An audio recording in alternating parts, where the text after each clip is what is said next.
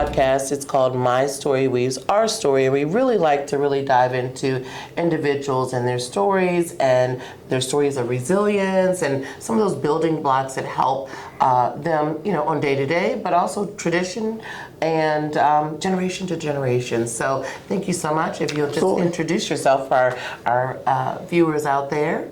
Hello, Yahweh. Thank you for letting me come here. My name is Patrick Littlewolf. I am a Native American educator here in Front Royal. Just moved here just recently, about a year ago. And we travel all over the world, teach about Native American heritage and culture, as well as we more focus on the education aspect of it, since our school system is lacking indigenous education today. So we travel, we've danced for everybody from the Queen of England to Nelson Mandela. We also protest for Native rights. I'm a 12-year Army veteran, and we're just raising our family here right in this little beautiful town of Front Royal. Wonderful. So the goal of this podcast really is to reflect and represent some of the unique pieces of individuals and their stories in our communities. So with that being said, we're going to jump right into it. Okay. So who are you? What are some of the things that people should know about you, and what's your story of resilience? Oh my goodness. Hope we have enough time. I have been blessed to gone through a lot in my life at the young age of 43 years. I grew up on the reservation upstate New York, Niagara Falls, part of the Tuscarora Nation. You know what's better as the Six Nations or the Iroquois Confederacy. And just growing up in a traditional family. Traditions are huge in my people. Knowing how to do the language, dancing, songs. I'm a 6th generation flute player, 8th generation storyteller. These are things we take so passionately to pass down to our own children. So I'm also a United States Army veteran. I'm part of 3 warrior societies. Being in the military is a huge part of being Native people. We are a warrior society. So joining the military is a rite of passage within my people to show that you still care for the people, because we still live the traditional ways of being a collective society. There is no I, there's no me, it's always us and we. I love that. Oh, and thank you for your service, by the way. Thank you. Wow. That just takes me back to some of my own, resilience factors, and being able to pass those on to your children is so important. Resiliency is the ability to bounce back, and sometimes we have to learn that, we have to see it. So thank you for that tidbit. We do focus on the 8 dimensions of wellness as well. So with that being said, what are your thoughts about mental health, the 8 dimensions of wellness, and how important it is to implement those things in a day-to-day life? As a man, as a male, I should say, mental health has been overlooked for so long. And I'm a huge advocacy of mental health. I deal with severe PTSD. I was shot a few times, blown up twice in Iraq, and I deal with a great deal of PTSD. And going to a therapist and sitting down and being able to express my feelings, my emotions, have been such a huge relief. So I am big on not just people that have served in the military, but people on an everyday basis being okay with therapy, especially us men, because we have such a stigma against therapy, against mental health. Our mothers out there that raise children, they are not really promoted to go see help. I have a beautiful wife raising our children. I say, go see a therapist, sweetheart. Go talk to someone. Go be able to let those feelings out. And it has helped our relationship, helped me with my kids, me seeing therapy, being able to, I should say, be able to combat those emotional feelings that I fight on an everyday basis. And we all do, right? Absolutely. We all do. Yep. So tell me a little about your journey. Tell me a little, I know we're dealing with some time constraints here, but tell us about your journey. Let us know a little more about those things that you've learned along the way, some lessons you've learned, and maybe even important people in your life that have been there to kind of pour into you. Absolutely. In our culture, family is not what you're born into, it's what you make. So many people say, well, blood is thicker than water. And in our culture, we don't believe that. We believe that what you're born into is your relatives, but what you build is a family. And it's something I carry every day because I've had lots of mamas. You know, Mother's Day just passed. And people ask me, well, what about your mom? Well, my birth mother wasn't what you would say a traditional mother would be. She dealt with alcoholism. She dealt with all these different things. So I had women all through my life play a significant role of being mama, being a mother. So in our people, being an uncle, being a dad, being a grandfather, a grandmother, a mom, doesn't have to be someone you're born into. And I have been so blessed with so many women coming from a matrilineal society. And I love being here in Front Royal because people don't understand how matrilineal societies work. In the matrilineal society, women are held at the highest regards. They're the head of the households. It's a reverse than regular society because we believe the person that gave birth are the one that rules the house. So when someone knocked on my door not so long ago, and said, would like to talk to the head of the household, I said, give me a second, I'll get her.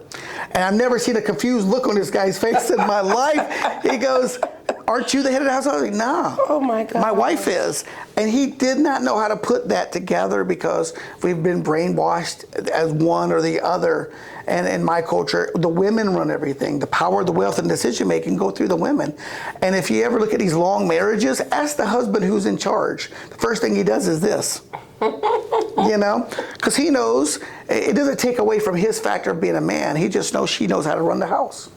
She knows how to control everything. She knows. That's why the old saying is when a kid runs to his dad and said, Dad, can I do this? The first thing he goes is go ask your mother. I think we're all on the same page with that. Absolutely. What are some of the things, resources along the way that you wish you had have known about? Even when we talk about mental health, or we talk about resiliency, or we talk about diversity and how, embracing different cultures and traditions and even people's different perspectives on things. What are some of the things that you wish you would have known along this journey? Oh, man. I am a sponge. I love to learn. And so the resources, I'm still looking for resources, of course, is the aspect of a community that wants to help. Like I said when I first started, is in my culture, there is no word for I or me. It's always us and we. Even the way we pray, we're never allowed to pray for ourselves. We're never allowed to ask for ourselves. We ask for you. So if you need something, I'm a creator, this person needs something, please help them. And then you pray for that next person. Because in our belief system, Creator knows our wants and needs. He doesn't need us to reiterate that. He wants to see where our heart's at. So finding a community that says, yes, like-minded, we want to help each other out. Something I learned here in Front Royal is the Seed Collective on our little street of Cloud Street, where the whole community gets together and we share seeds just to make sure everybody's gardens is rolling well. We go for each other for advice. Hey, this plant is not doing well. What should I do? Or would you help me build a greenhouse? Those are all things that are bonding, right? Yes. Teaching and learning, and like you said earlier, like being a sponge and being open and willing to hear about people and their differences. So that brings me to my next question, which might be a little tough for you, but is there anything else that you'd like to share about, you talked about giving back and like volunteer work and things like that. What are some of the things, what are your thoughts about some of those things, about how it builds a stronger community when we have volunteerism, when we have community, when we have people that are sharing the seeds and helping the growth overall? Like a soup. No soup tastes good with just the broth.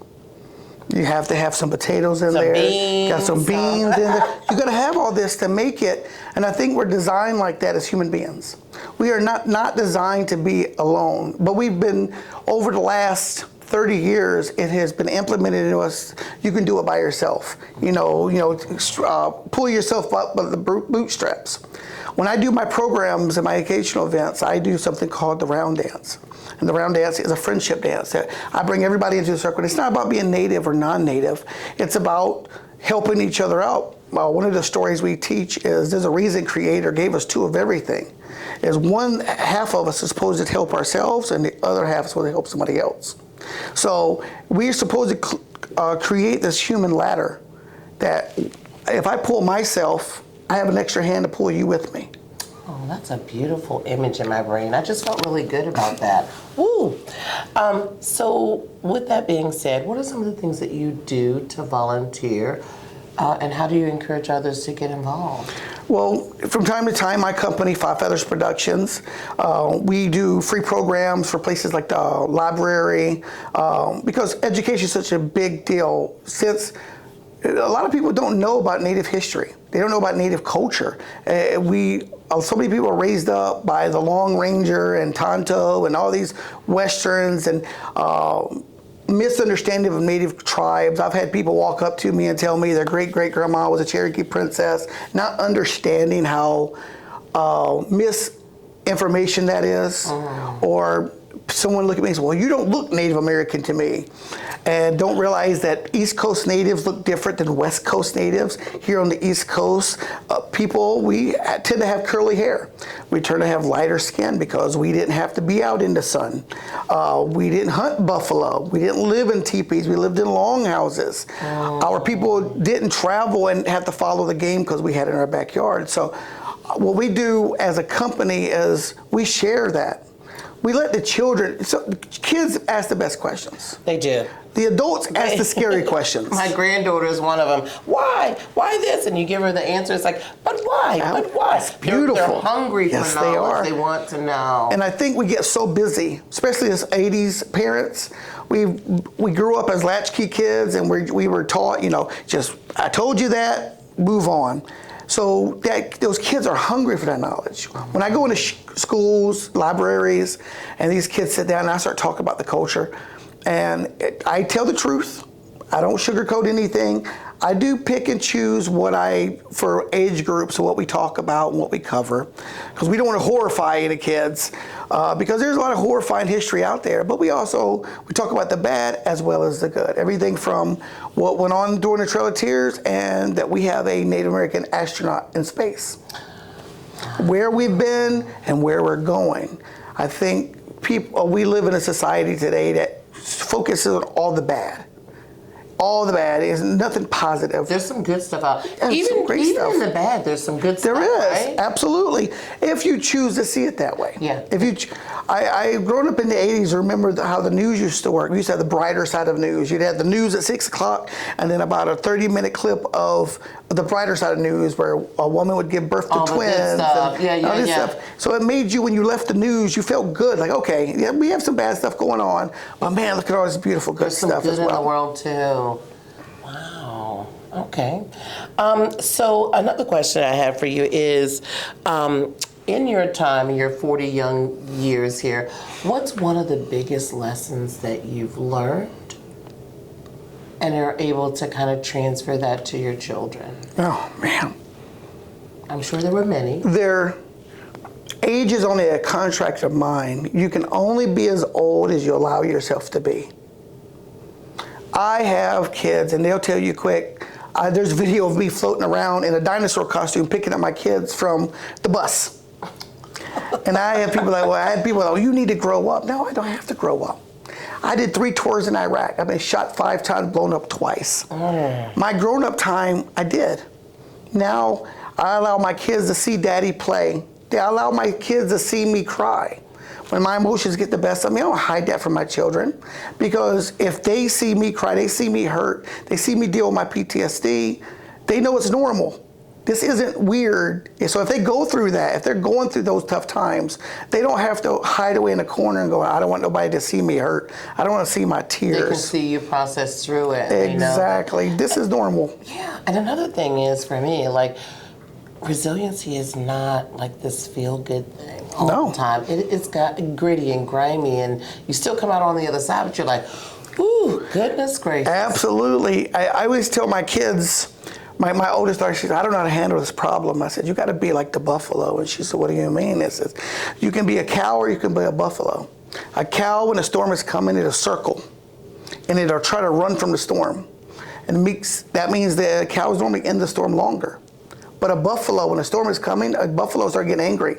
You start seeing them charging the ground, they'll get upset. And when that storm comes, it'll charge that storm. The whole idea is getting to the other side not trying to run from it, but being able to deal with your problems. Just face it. That's it. And it's something that I teach in my home with my kids because I practice it. We always live by the practice what you preach, and that's what I exactly with my daughters.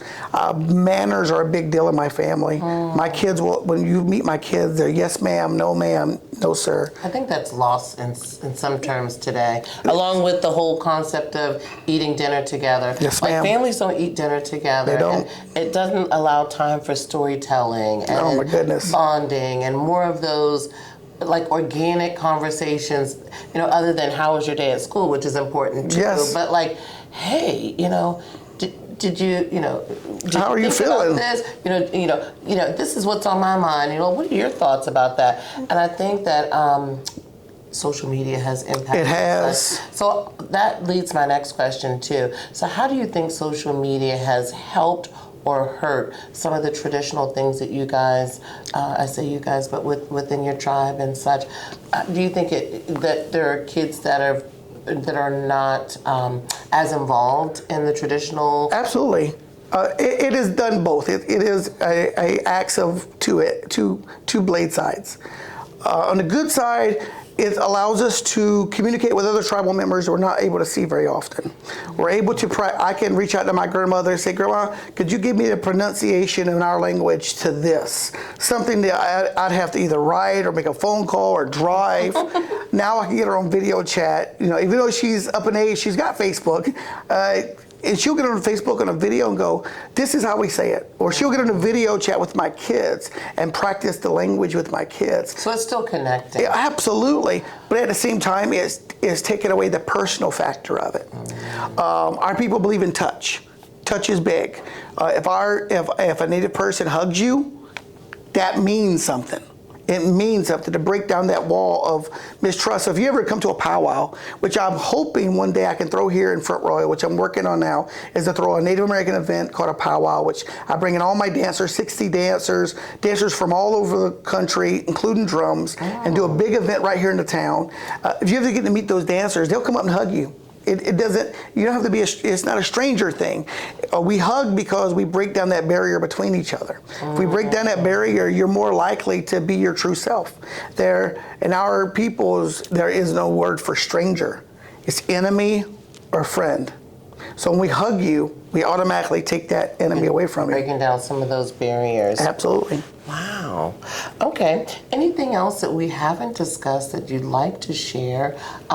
We've talked about a lot today, but I want to leave a little time to share some things that we may not have discussed today. Absolutely. Don't get all your information on Facebook when it comes to Native American history.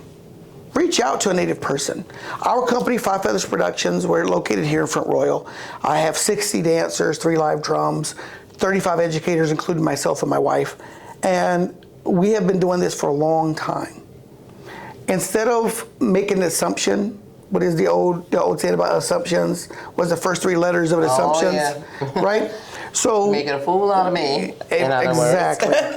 So our people, my family, Five Feathers Productions, we travel. We do children that do homeschool. We do elementary schools, high schools, colleges.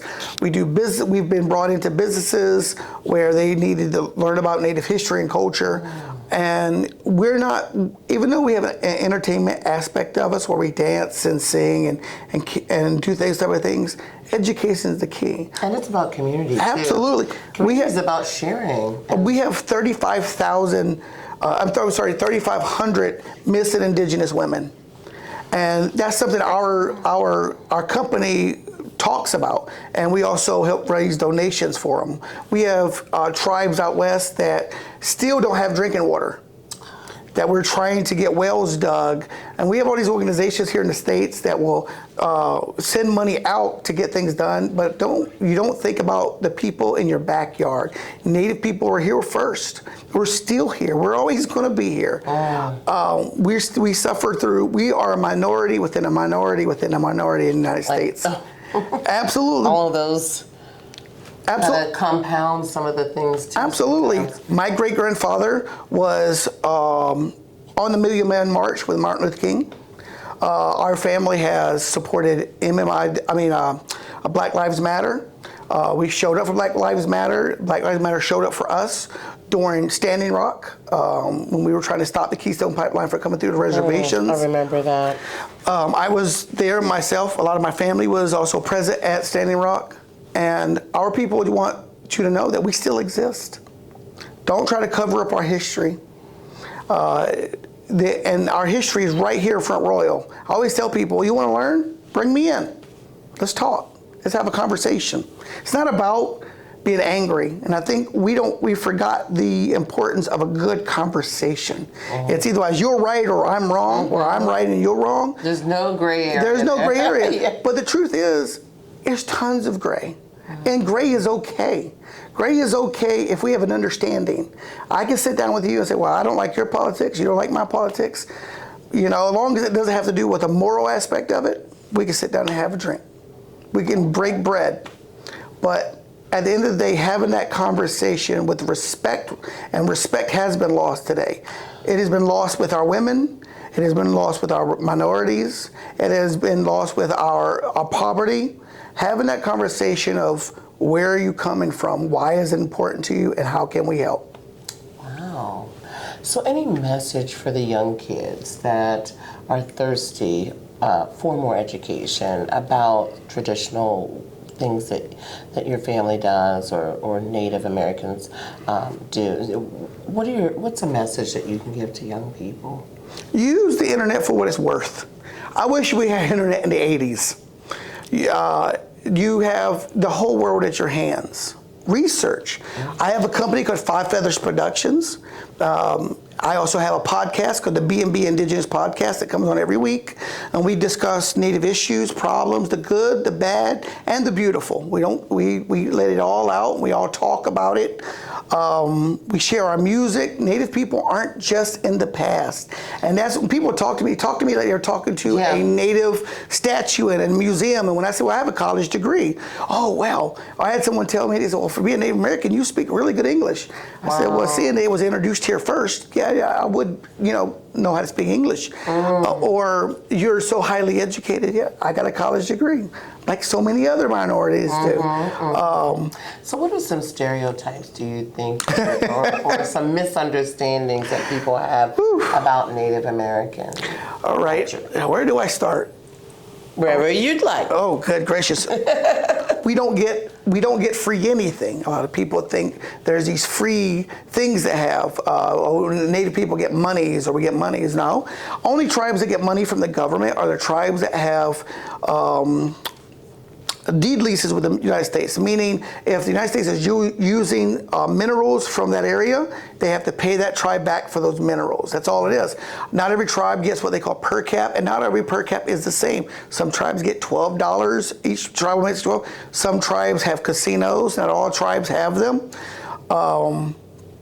Native people, there is no such thing as princesses and princes. Like I have people say, like Pocahontas, right? Pocahontas. And there's another stereotype, Pocahontas. Well, Pocahontas, there's a lot of fake history that Disney helped invent with that movie, of course, and. Our company, Five Feathers Productions, we have educators that teach you about this subject, and it's not as pretty as everybody thinks it is. She was taken from her people. She was forced. Her children were taken from her, and she died at a very young age in England, in Germany, which you can go to Europe and see her gravestone today. But we don't see that as a celebratory story, because it wasn't. She was the first MMIW, Miss Indigenous Woman. And that's exactly what happened. So there's a lot of stereotypes, even to the Washington football team. I'm a big Washington Commanders fan, and people are surprised because I'm Native. And they're like, well, what do you think of the Redskins? Well, the Redskins is a dictionary divine racial term. I became a Commanders fan when they changed their name because I thought, wow, we're being progressive. We're learning from history. And then people go, well, no, that's history. Well, that's our traditions. Well, guess what? I'm Native. My traditions predate yours. But that we don't teach them just about the bad. We also teach about the good, because we had a lot of good that's happened to us through the years. We have the highest rate of Native graduates in history today. Wonderful. Native kids are graduating, which is beautiful. Our company takes eagle feathers and we bead them and gift them to the students because eagle feathers are a major part of indigenous heritage and culture. Getting your first eagle feather is like getting your first set of car keys. Oh. You know, it's a rite of passage. It shows that you have grown into something. You've earned these eagle feathers. So eagle feathers are still given just like they were years and years ago for great honor and great respect. All the stereotypes I could go through, we'd be here all day, but we do face a lot of stereotypes. Native people come in different shades, which people don't understand neither, because when they think of Native people, they're thinking of Tonto from the Long Ranger, the long black hair, and stands up with broken English and says, "Ho!" Native people on the East Coast didn't look that way. We had curly hair. Salt water affects your hair. So now Native people on the East Coast, if you go down to Florida, all the way up to Maine, Native people come in different shades because we helped out black slaves. If you go to certain tribes, you'll see their tribal members are much darker than a lot of other tribal members because during the slavery days when slaves would run away from plantations, they would run a lot to the tribal reservations because we didn't understand skin color. They were just brothers to us that needed help, and they wouldn't go and take them. The Buffalo Soldiers that Bob Marley talks about is talking about Native children that were mixed with African descent, called the Buffalo Soldiers, because we thought African American people were descendants from the buffalo because their skin was much darker than ours. Oh, wow. That's why Native people, I just learned something. Yeah, so Native people, we were kindred spirits with African Americans big time because we understood the struggle. You have hoods, we have reservations. Hip hop and rap is huge on the reservations. You can look up Native hip hop artists such as Superman, which is a good friend of mine, Chris. He mixes traditional Native music with rap and MCing. We have beautiful Native artists out there that do rap and R&B and country music, and they're really amazingly talented Native people, but they don't get the light. Our music is still known today. Like, you have country music, you have rap. Anything a Native person does is considered as folk music. Wow. I can see that. I can see that people would kind of box things in. Exactly. I'm really amazed by some of the things that I've learned today, some of the things that you've shared with me.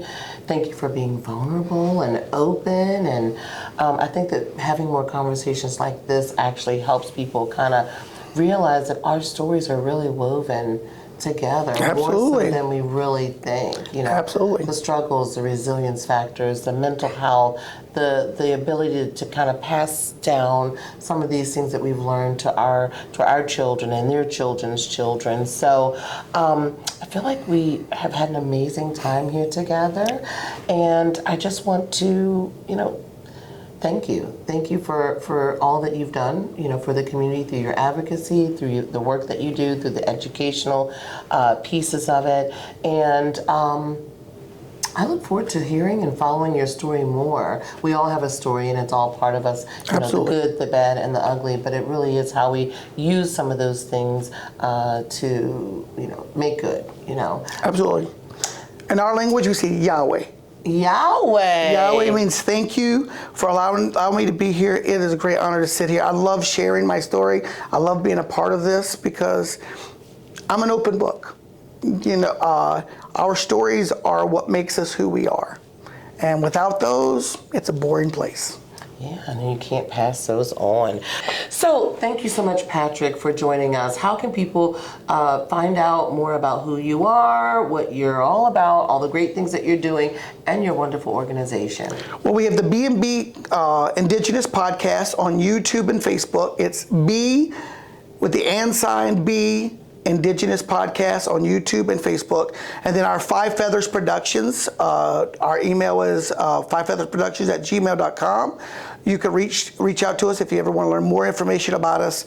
We also have a Facebook page that you can come and where me and my wife also sell our native crafts, everything from ribbon skirts to jewelry, everything handmade by Native people. And we give regular information updates. So everything the new information that comes out, we are dealing with scientists and archaeologists genealogists on a regular basis that come and let us know new information. Like we have debunked the Bering Strait myth, saying that we came here from another country. It's been scientifically proven that our people have been here for thousands of years before the Bering Strait.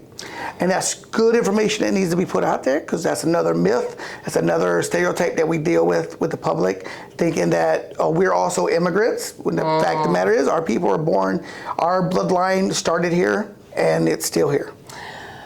Yeah, I get that often when people talk about Native Americans, and it's like, oh, they're immigrants. And I said, well, when Christopher Columbus came, there were people on the land. So if people were on the land when they arrived, that means that there were people here. So and that's then a whole nother topic. And then we talk about Christopher Columbus day. that never even landed in this country. He never landed here. He never landed on these shores. He landed in the islands, the Puerto Rico. The Taino people are the first ones to deal with, when he says native people, he wasn't talking about us. He was talking about Taino people and almost eradicated the entire race of them. Oh. So our people here never seen Columbus. We never dealt with Columbus. It was Columbus aftermath when they started sending the ships over is what we dealt with. Well, I'm so excited that people can learn more about your educational pieces and how they can get involved. And if you guys want to learn more about the podcast, My Story Weaves Our Story, you can go to Warren Coalition Facebook page on also all social media platforms. And I'll include also that we are going to be putting this podcast up on YouTube. So thank you guys again for viewing and watching and allowing us to kind of share some things with you guys today. And that's all we got for you today. Until next time, My Story Weaves Our Story, and we'll see you soon. Thank you. Bye.